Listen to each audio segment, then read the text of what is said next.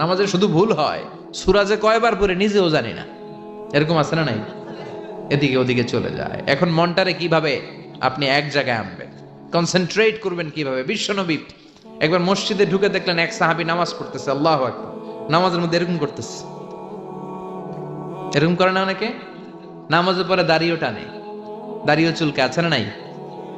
নামাজ পরে জামাও সোজা করে, নামাজ পরে দাড়িও টানে। বিশ্বনবী বললেন, লাউ খাশাআত কলবুহু লা খাশাআত জাওয়ারিহু, এর অন্তরে যদি আল্লাহর ভয় থাকতো তাহলে এর অঙ্গ প্রত্যঙ্গের মধ্যেও এই ভয়ের ইম্প্যাক্ট পড়তো। এই সাহাবীর অন্তরে আল্লাহর ভয় নাই, খুশু নাই, এজন্য হাতে পায়ের মধ্যেও খুশু নাই, হাত একবার এদিকে নড়ে আরেকবার ওদিকে নড়ে। আমাদের এরকম সমস্যা আছে না নাই?